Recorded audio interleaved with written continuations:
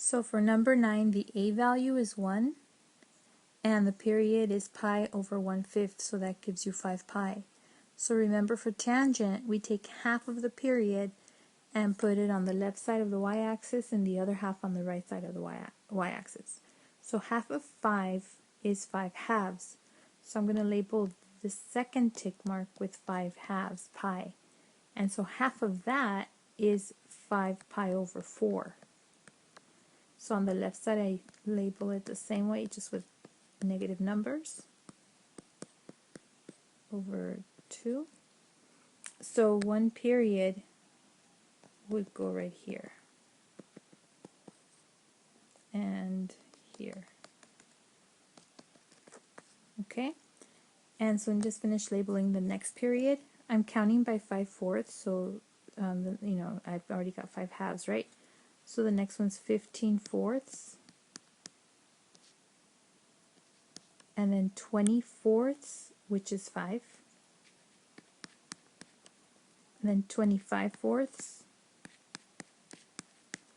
30/4, which is 15 pi over 2, 35/4. So I did more than enough right there. So I'm going to count 4 from that second asymptote. 1, 2, 3, 4. So at 15 halves is the next one. Okay. Okay, so for tangent, the zeros are in the middle of the period, so that would be here and here. The positive a is 3/4 of the way, so that would be here and here. The negative a would be 1/4 of the way, so here's that -1 and -1. Oops, too low, sorry. -1 right there. Okay, so just connect the 3 points with this curve and you are done. Okay, so for number 11, the a value is -2, so that means that the a is 2 with the reflection over the x-axis. The period is pi over 2, so we take half of that pi over 2, which is pi over 4, and that's what we label the second.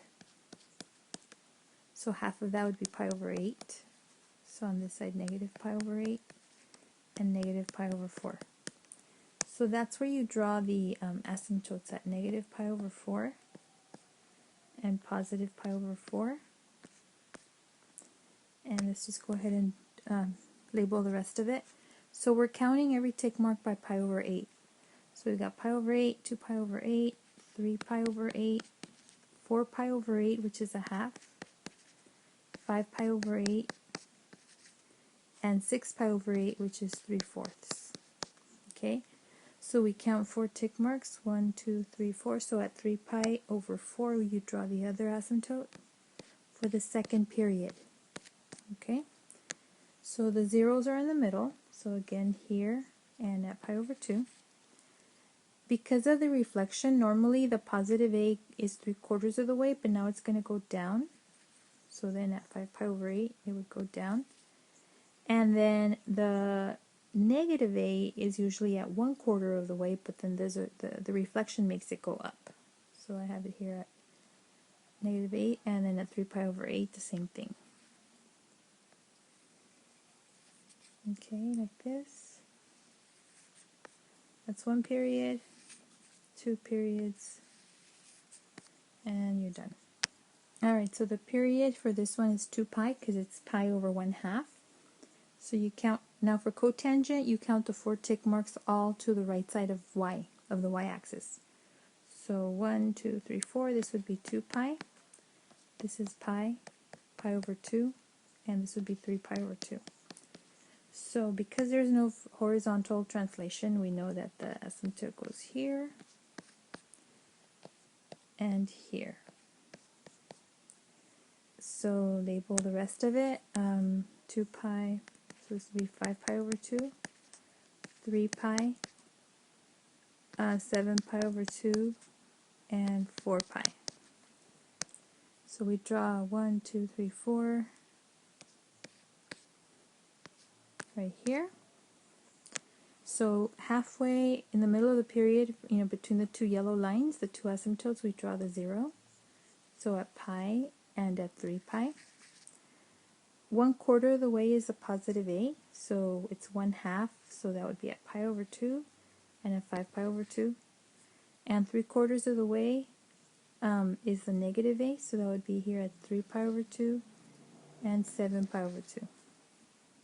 Okay, so you go like this, and like this,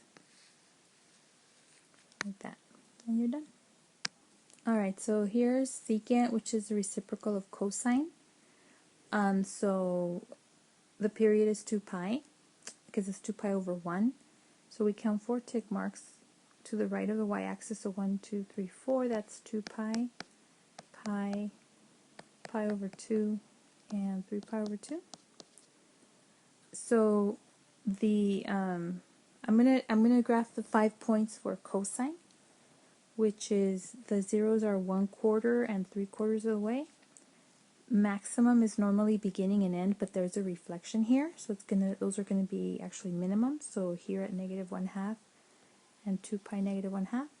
The middle is usually the minimum, but because of the reflection, it's actually a maximum. So it's going to be here at 1/2 pi 1/2. And let me go ahead and do the other period. So this would be 2 pi, so 5 pi over 2, 3 pi, 7 pi over 2, 4 pi. Okay, so I have from 2 pi to 4 pi is the second period, so what the 5 pi over 2 and the 7 pi over 2 is a quarter and the 3/4.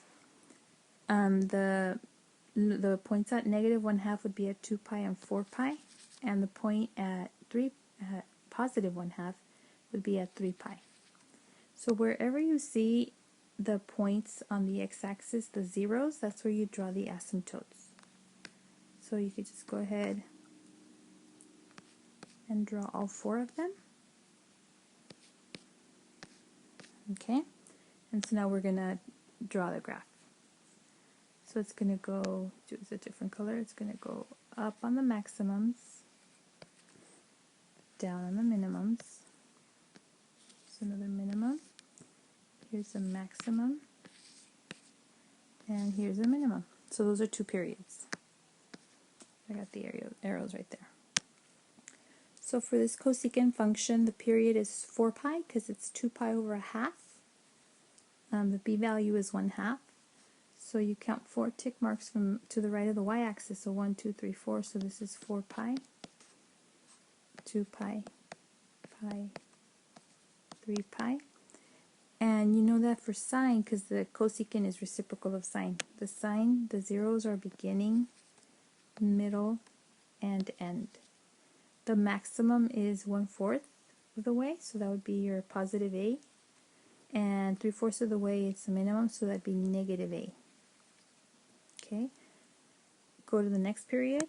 So we're just counting by pi's. So 6 pi, 7 pi, and 8 pi. Again, the zeros are 1/4. I'm sorry, beginning, middle, end. We're talking about sine, right? So at 4 pi, which is already there, 6 pi and 8 pi. The maximum would be at 5 pi. The minimum would be at 7 pi. So we use, because we're not really graphing sine, we're just using it to get the points. We're actually graphing cosecant. So wherever you see the graph go through the x-axis or touch the x-axis, that's where you draw, or where the 5 points touch the x-axis or intersected, that's where you draw the asymptotes. So here's this one, and then this one. Okay, so wherever you see a maximum point, that's where you draw the u going up.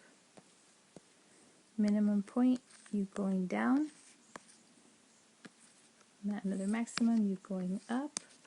And another minimum, u going down. So these are your 2 periods of cosecant graph. Okay, so for this secant graph, the a value is 1. The period is 2 pi over pi, which is 2. And because of the negative 3, it has a vertical translation of 3 units down. So I'm going to go ahead and draw that one. Oops, let me change the color. That one in first. Okay, and label the x-axis. So period is 2, so I'm going to count 1, 2, 3, 4. This is 2, this is 1, this is a half, 3 halves, 5 halves, 3, 7 halves, and 4. So secant is a reciprocal of cosine. So at 1/4 and 3/4 of the period, now remember the period is from here to here, right? So at 1/4, 3/4 are the zeros, but notice I have to go down to the yellow line. Okay, here's 1/4, 3/4. The a value is 1, so right here at 0, -2, and 2, -2. Okay, the minimum is at the middle, so that's at 1, so 1, -4. So I'm going to go ahead and draw the other dots. So the other zeros at 5 halves and 7 halves. At 3 I have a minimum, and at 4 I have a maximum. I'm going to draw the other asymptotes, the vertical ones. So right here where the graph crosses the x or the 0. I know it's no longer the x-axis, but it's still considered a 0 right here where I'm drawing the yellow lines. Okay, and so now I draw the u's. So every maximum goes up, every minimum goes down. Okay, and then down, and then up. So there's your 2 periods.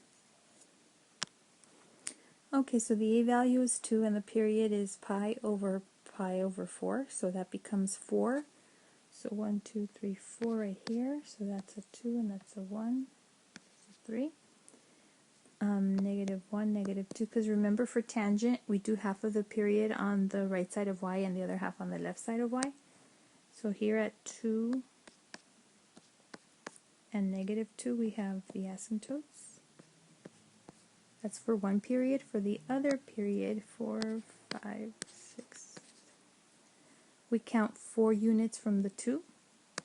So that's going to end up at 6. That's where the other asymptote goes. So here I have the asymptotes for the 2 periods. So the 0 is in the middle. So here and here. For tangent, the 3/4 is the positive a. So right here. And at 5. And the 1/4 of the way is the negative a. So right here at -1 and at positive 3. So there are the 2 periods. Okay, oops, right there. Alright, so for number 23,